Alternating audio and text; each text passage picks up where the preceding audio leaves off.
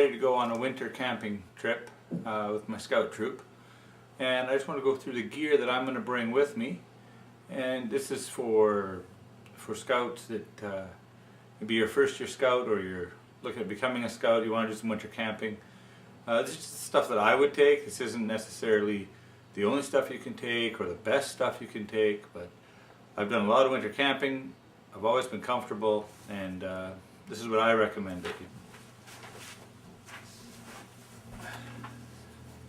So before I go, I always print out a list, my gear list, and go through it item by item. So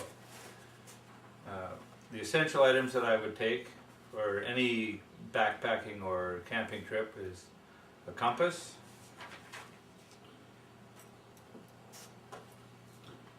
always sunglasses, especially in the winter. If you're out in the winter, the glare off the snow can cause snow blindness, so I have this nice pair of glacier glasses. They look kind of silly.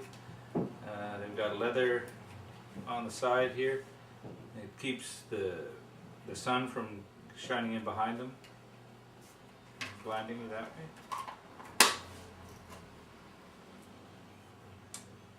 A headlamp. I always bring a headlamp. When we go out, we usually go out on a Friday night, and we're setting up in the dark most times. So you want a good headlamp so you can actually set up your tent and your campsite in the dark without fumbling around too much. If you have just a handheld flashlight, that could cause you some trouble. You don't have your hands free when you're trying to work. Oh, also in here there's extra batteries. I bring lots of extra batteries, more than most people would. There's usually a scout that's going to forget their extra batteries, so I've got that extra ones for them as well. Always bring some kind of first aid kit. I've got a pretty good one here. Again, I'm a troop leader, so I've got to be prepared for most situations, so it's a little bigger than most scouts would carry. Water. Very important that we bring water, especially in the winter. You dehydrate faster when you're breathing the cold air. I always bring, in the winter, I bring 2 of these 1 liter bottles, and then we'll bring a big jug of water as well that will bury in the snow, and the snow will insulate that and keep it from melting, or sorry, from freezing. But every scout should have at least 2 of these bottles, and I recommend these good Nalgene ones. They're good, they're hard, they're not going to freeze and crack.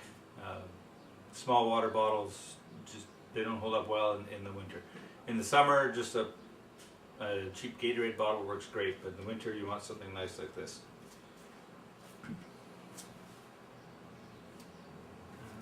Matches or flint and steel. I like to take both. I don't trust matches. They can get wet, they can break.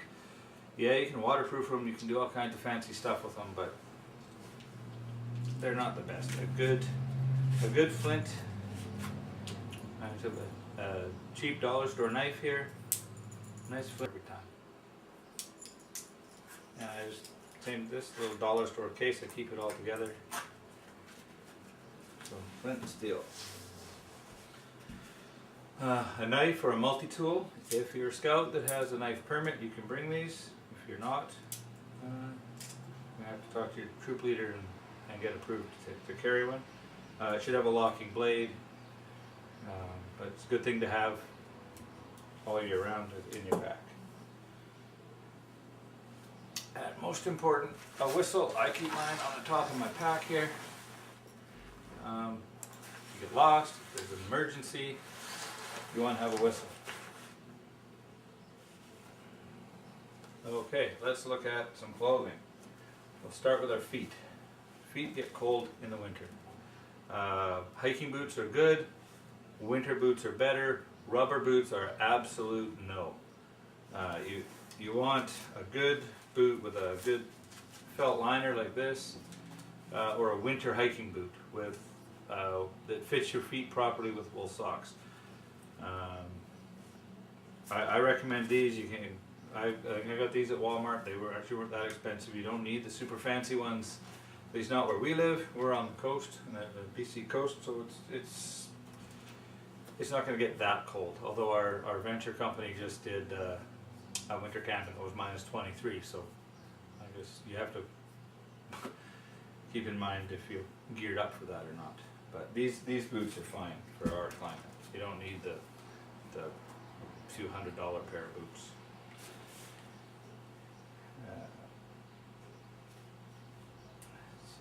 Let's go into the clothing bag. Keep all my clothing in a dry bag so that it can't get wet. If you can't afford a dry bag, you can use a regular stuff sack and line it with a garbage bag, but I suggest investing in one of these. Okay, I've got in here an extra pair of pants. They're nylon material or a synthetic material. They're quick drying. You don't want jeans. Jeans are going to get wet. Anything with cotton, denim is going to get wet. It's not going to dry. It's going to be cold. It's going to pull all the heat from your body. I have a micro fleece shirt here. It's a lightweight fleece. I can wear this as a layer. And I'll go through the layers in a second. Let's just take all this stuff out. Long sleeve t-shirt, again, synthetic. Work the moisture away.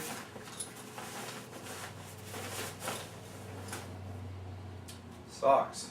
I've got 3 pair. I'm only going Friday night, Saturday, coming home Sunday. Friday, Saturday, Sunday. Plus I'm going to be wearing a pair on my feet. So there'll be 4 pairs of socks, or wool socks I'll have it there for the weekend. Okay, so first layer I'm going to have is these long underwear. Again, these are synthetic. They're going to work the moisture away. Then for my top, I have synthetic long underwear top. So that's my base layer. That's pretty much going to go on Friday, and unless I get really wet, that's going to stay on all weekend, except when I'm sleeping. When I'm sleeping, I have a nice pair of pajamas and a nice t-shirt, long sleeve t-shirt, and that will actually be stuffed in my sleeping bag all the time. So what I'm wearing. Okay, so the next layer is this one I showed you earlier, the micro fleece. It's a lightweight fleece, so I'll wear that. Oh, sorry, I missed a layer. I've got the t-shirt, then this micro fleece, then I've got a heavier fleece jacket that's out here, so I'll wear that one on top. For my bottom layer, obviously, and over those long underwear will be the pants, which will be these pants that I'm wearing right now. Over top of the pants, I've got rain pants, so this will keep the wind and the rain, well, snow, the moisture off. And the biggest thing is it'll keep the wind down. Wind chill will cool you right down. So you want something windproof, waterproof for your very outer layer. And I've got a windproof, waterproof, and breathable jacket as well for my top layer.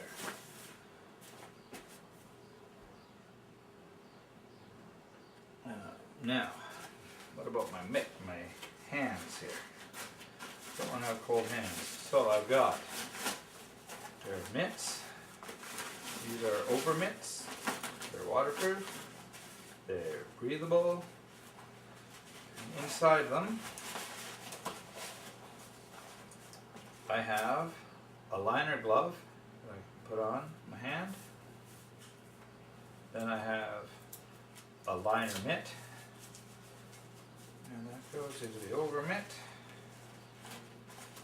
And I also carry one more pair of just gloves, but these are great for walking around camp. Your fingers are together inside a mitt. They're much warmer than a glove, but if need be, and I need to, if I'm cooking or setting up a tent or need to work a zipper, I've always got this lightweight glove on underneath. So those are the gloves.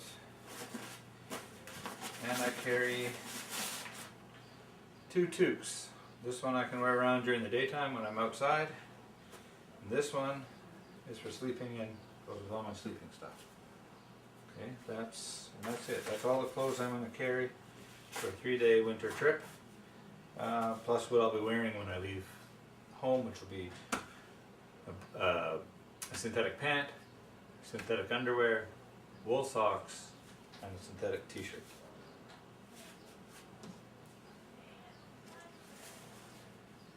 Now, for sleeping. Okay. Sleeping, I have, again, I mentioned the toque. My nice pajamas that will go inside my sleeping bag. And this big, warm, -30 sleeping bag. And this one's probably about minus 20 now. It's a few years old. They lose some temperature rating over the years. You'll notice it's a mummy bag. It's got this nice big hood on it. When you open it up, it's got what they call a draft tube here by the zipper. There's this extra fluff here, so you don't get a draft from the zipper. It's also got a collar inside. When it's closed up, and you can see all this on the video or not, when I close this up and I pull this drawstring, this goes around my shoulders and it keeps all my heat in the bag. So this bag will keep me warm. And my head goes in here, nice hood on my head, which also has a drawstring. Keep it tight around my face, so the only part of me that really would be cold is my face. Okay. Okay, so for the sleeping pad, I can use this pad I got at Walmart. It was quite inexpensive. I think they're under $15. It works good to insulate you from the snow. It's closed cell foam. You'll see whenever I give out a gear list, if you're one of my scouts watching this, it's going to say closed cell foam sleeping pad. That's this type of foam, and it doesn't soak up any water, and it insulates. Even just holding it on my body like this, I can feel my legs getting warm because the air gets trapped in those closed cells and it keeps you warm. So this works great in the winter, even though it's thin. It's excellent insulation value. The other thing, if you have a little more money or you want something a little more comfortable, this is what I use. And this is a self-inflating air mattress. This one shrinks up quite small. It unfolds here, so it's about as wide as my shoulders. I open this valve, let it sit, and in the winter it takes quite a while, so you want to set it up as soon as you get your tent up. But the foam inside this will expand and it'll inflate, and then you tighten this up, and it gives you also good insulation value. It's very comfortable. I like it, but they are quite expensive. That's all the sleeping gear. The real challenge with this now is that all of this stuff has to be carried into the campsite. Our winter camp, we don't go very far, but you still have to carry it in. So I wouldn't want to carry it like this. It'd be all in the snow everywhere. I'd be losing everything, especially in the dark. So I have to now get all this gear into this backpack. I'm not going to go too much into the backpack for this video because this is more just winter gear, but this is a basic, it's a 70-liter pack, which is plenty big enough for me, so maybe a little large for a first-year scout, but you want something that's between 60 to 70 liters because you're going to grow into it and you're going to want to carry stuff. Unless you're going to get into ultralight backpacking, and that again is a whole other video. We can do that another time. So I'm going to take all this stuff and get it into this pack. Now, one more thing I didn't cover is a tent. We supply tents.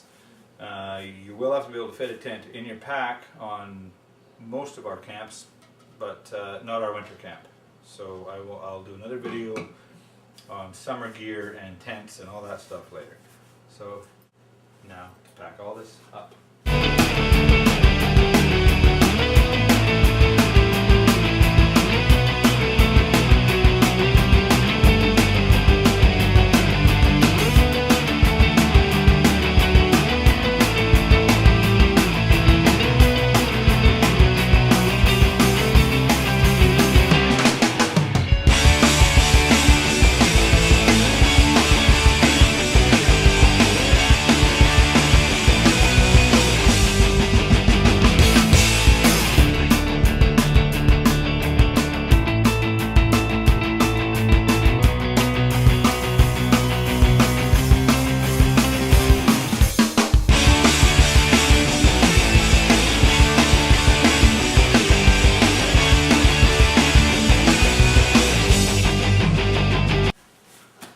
Okay, that's all my gear in my pack, ready to go.